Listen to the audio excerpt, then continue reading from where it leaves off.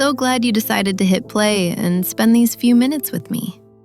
Before we dive into anything, I just want to ask, how are you actually doing? And I don't mean the "I'm fine, just busy" answer we give to colleagues. I mean, how does your soul feel right now? If you're feeling a little frayed at the edges, or if your mind feels like a browser with 50 tabs open, I want you to know that you're in the right place. You can put all of that down for a moment. You're safe here. I was walking home this evening, and I noticed how many windows were still glowing with that sharp blue light from computer screens. It made me think about how hard it is for us to truly leave work these days. Even when we physically walk away from the desk, our minds often stay behind, hovering over emails we haven't sent or tasks for tomorrow. It leads me to a question I want you to sit with for a second. Do you ever feel a pang of guilt the moment you sit down to do nothing? Does resting feel like a waste of time? Or, even worse, does it make you feel like you're being lazy?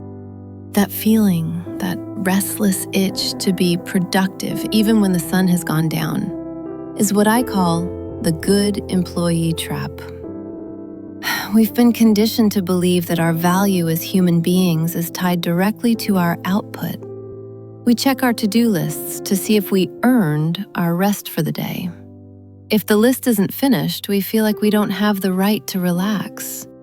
We become workaholics not necessarily because we love the work, but because we are afraid of the silence that comes when the work stops. Psychologically, this is a heavy burden. It turns our homes into second offices and our beds into places of worry rather than rest. We forget that we are human beings, not human doings. When we stay trapped in this cycle, we lose the ability to enjoy the very life we are working so hard to build. We are constantly living in tomorrow and missing the beauty of tonight. But right now, the workday is over. The good employee can go to sleep, and the human soul can wake up. Let's try to find our way back to the present. I want you to notice the small things around you that have nothing to do with your job. Look at the way your shadow rests on the wall. It is quiet and still, right? Notice the temperature of the air in the room. Is it cool, or is there a lingering warmth? Listen to the sounds that aren't notifications. Maybe it's the hum of the refrigerator, or the distant sound of a car passing by, carrying someone else home. These sounds are part of the real world, the world that exists outside of spreadsheets and deadlines. Think about the feeling of your feet on the floor. They've carried you through a whole day of stress, and now they finally get to be still. There is so much dignity in this stillness. You don't have to produce anything to be worthy of this moment. You are enough just because you are breathing. Before we close our eyes for the night, I want to share a little story with you. It's about a man named Thomas. Thomas was an architect, and he was known for being the first one in the office and the last one to leave. He took pride in his exhaustion. He thought his busyness was a badge of honor. One day, he bought an old house that came with a massive, overgrown garden. He had big plans to fix it, to prune every hedge and pave every path until it was perfect.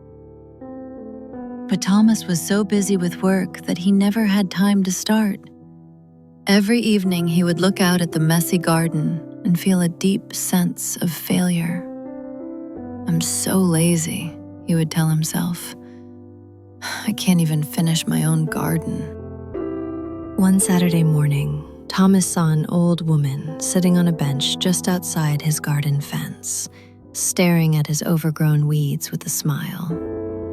Thomas went out and said, "I'm sorry it's such a mess. I'll get around to fixing it soon." The woman looked at him and whispered, "Fixing what? I come here every morning to watch the birds. Do you see them?" Thomas looked closer. Because the garden was unfinished and wild, it had become a sanctuary. There were rare birds nesting in the tall grass. There were wildflowers growing in the cracks of the stone paths that wouldn't have survived a lawnmower. The mess was actually a home for life. The woman said something that Thomas never forgot. "Most people are so busy building the cage that they forget to let the birds sing." Thomas realized that his obsession with finishing was actually keeping him from seeing the beauty that was already there. He decided that day to leave one corner of the garden completely wild, a permanent, unfinished space, to remind him that life doesn't have to be perfect to be wonderful.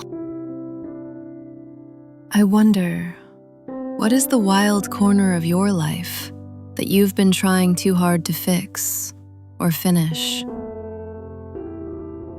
What if you decided just for tonight that your unfinished to-do list is actually a sign of a life being lived?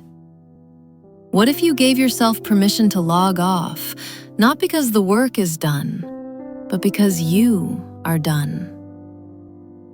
As you drift towards sleep, I want you to tell yourself, my worth is not a number on a screen.